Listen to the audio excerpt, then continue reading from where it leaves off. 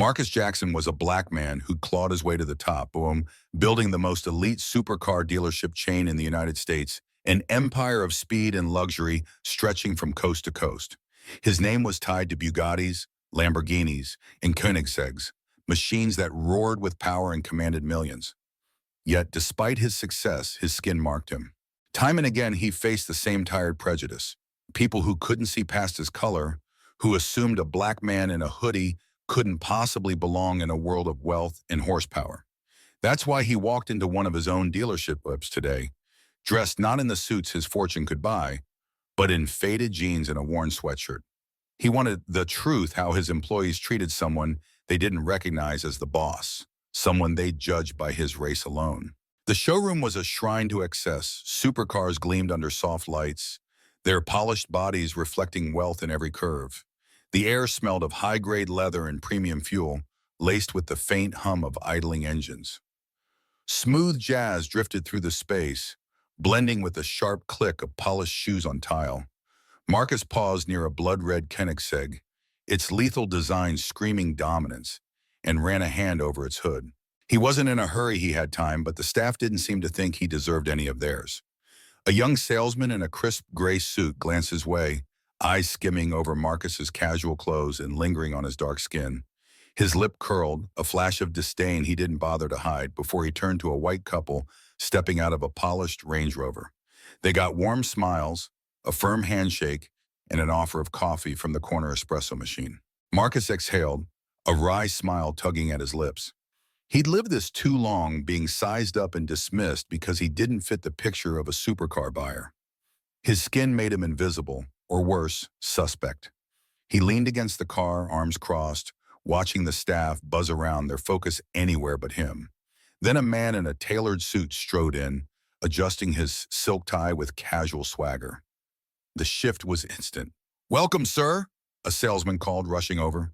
"What brings you in?" "We've got an exclusive lineup in the VIP garage, Lamborghinis, Ferraris, the works. Champagne while we set up a test drive?" The man nodded, basking in the attention as the staff scrambled, one fetching a leather-bound catalog of custom options. Marcus watched, the contrast searing.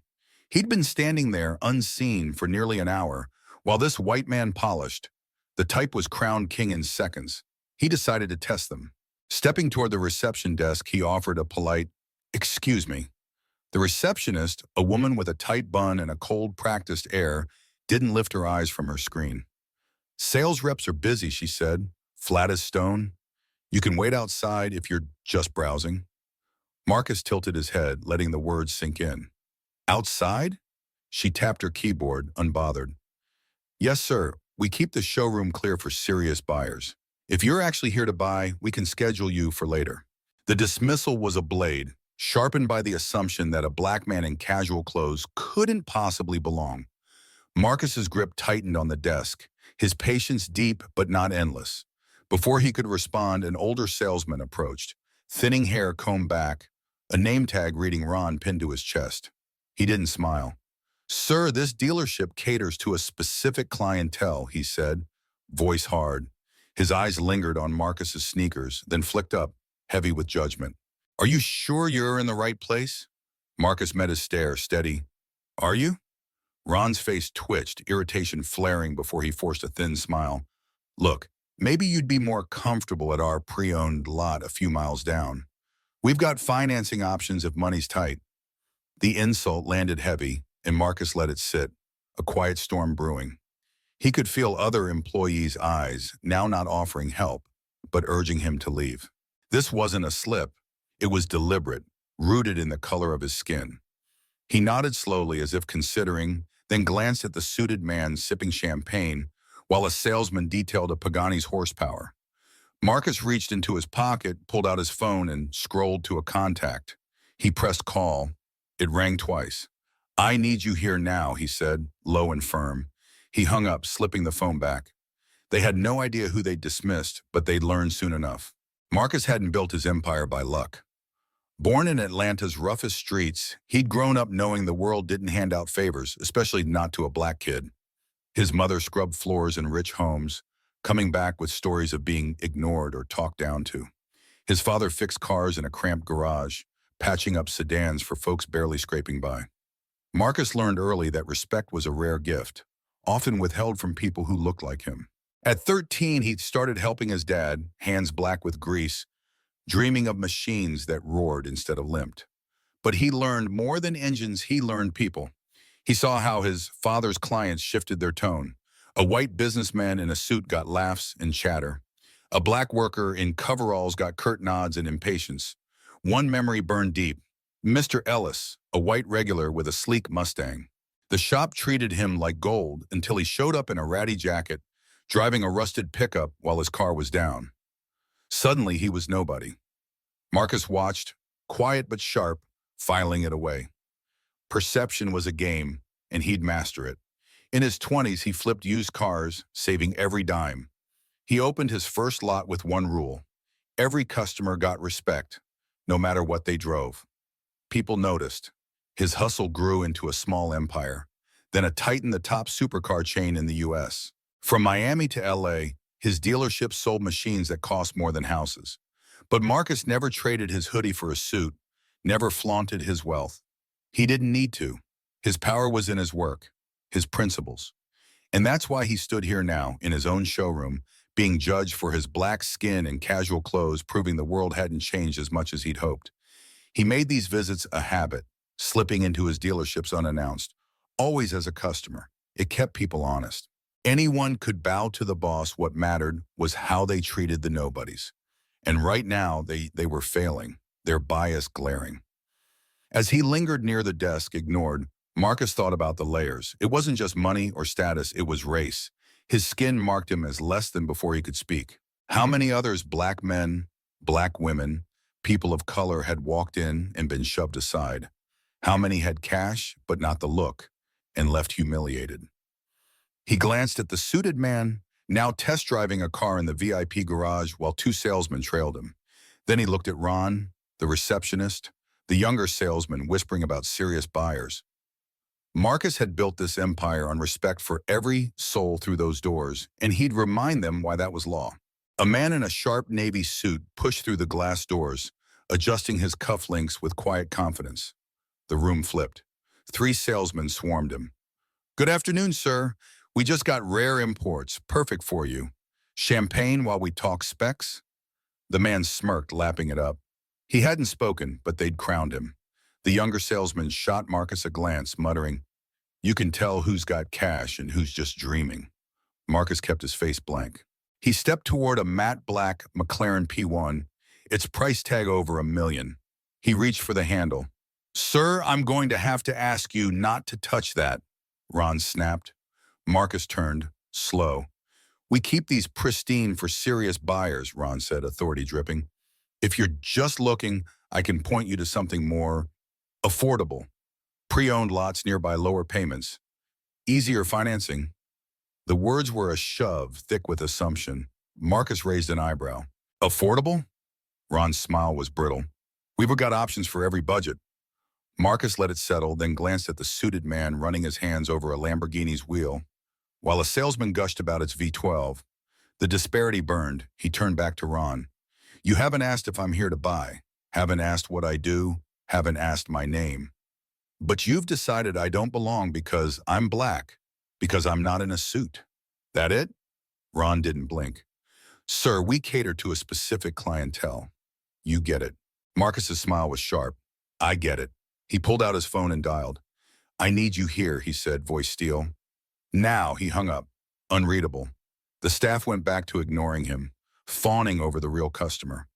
Ron, satisfied, turned away. Then a matte black Bugatti Chiron rolled up outside, its menace swallowing the light. A tall man in a charcoal suit stepped out, his presence a storm. The showroom froze. Employees straightened, ties smoothed, bravado gone. Ron stiffened. The man strode in, locked eyes with Marcus, and smiled. "Sir," he said, warm but waited. "Sorry for the delay." Marcus nodded, calm, while the staff gaped, confusion rippling. Ron stumbled forward, shaky. I'm sorry, I don't believe we've met." The man turned, cool. "I'm David Langford, regional manager. And I think you're the one I'm here to see." The air thickened. Ron paled. The others stood rooted, eyes darting. Marcus let the silence stretch, then spoke low and deliberate. So, this is how we treat people here? The words hit hard. Kuhomayoam. The staff scrambled. Sir, we didn't realize it's a misunderstanding, but there was no mistaking it. This was prejudice, raw and ugly. Ron's hands twitched, sweat beading. Sir, it's just a mix-up. We deal with a particular clientele. Marcus cut him off with a cold laugh. A particular clientele? Ron nodded, desperate, sinking deeper. Marcus turned to David. How much does this place pull in? David didn't hesitate. $35 million a year. Marcus faced the staff. $35 million. And you've decided who's worth that based on my skin, my clothes? No one breathed. Marcus stepped closer to Ron, towering without effort. What if I'd been some regular guy? What if I'd walked in with $1 million in cash for that McLaren? Would you have kicked that out because I'm black and don't look right? Ron's mouth opened. Silent. Marcus didn't wait. You didn't just disrespect me. You disrespected every person who doesn't fit your picture, every black customer, every brown customer, everyone who doesn't scream wealth. David stepped forward, voice ablade. Effective immediately, everyone involved is terminated. Ron's jaw dropped. Wait, you can't. We don't run this business on bias, David snapped. The younger salesman shrank, the receptionist trembled, and Ron pleaded, please, we didn't mean what? Marcus asked, piercing. Didn't mean to get caught judging me for being black? Ron had no answer. Marcus sighed, running a hand over his jaw. I've been at this a long time, he said, calm but ironclad. And here's what I know. Respect doesn't cost a dime. You saw a black man in a hoodie and decided I was nothing. You assumed I couldn't afford this place, that I didn't belong. You treated me like trash. And if you did that to me, how many others have you humiliated? How many walked away because you couldn't see past their skin? He turned to David. Send a company-wide memo. This ends today. Training reviews make it stick. David nodded, pulling out his phone. Marcus scanned the room, voice dropping to a cutting edge. This isn't about money. It's about respect. And you failed. Then he walked out. Outside, the sun was high, the air warm. The weight slid off him. It wasn't his to carry. Through the glass, he saw the fallout. Ron frozen, mouth agape. The younger salesman slumped, dazed. The receptionist hiding her face, shaking. David was on the phone, barking orders. A valet jogged up, earnest. Sir, can I get your car? Marcus looked at him, no judgment, just a job done right. He handed over $100 bill. You treated me like a person. That's why you'll go far. The valet grinned as a black Lamborghini Aventador purred up, its driver opening the door. Marcus slid into the leather, the engine's growl beneath him. He glanced back, panic spreading behind the glass. Some lessons were cheap. Others cost everything. The car pulled away, melting into traffic. Inside, Marcus leaned back, exhaling. This wasn't vengeance, it was a line in the sand. Respect wasn't for the right people, the right color. It was a rule, and in his world, you lived it or you were out. Back at the showroom, the terminated staff lingered, stunned. Ron argued with David, voice rising, but David shut it down, citing Marcus's zero-tolerance stance. Word spread by the next day, every dealership got the memo. Respect is non-negotiable. Training rolled out, managers were grilled, and Marcus's visit became legend. Some called it harsh, but most got it. You never know who's in front of you, and you don't judge them by their skin. Marcus didn't linger on it. He had other showrooms to check, other lessons to teach. As he drove, the city blurring past, he thought of his parents, how they'd fought for dignity, how they'd taught him to do the same. This wasn't just his empire, it was their legacy, and he'd be damned if prejudice tarnished it.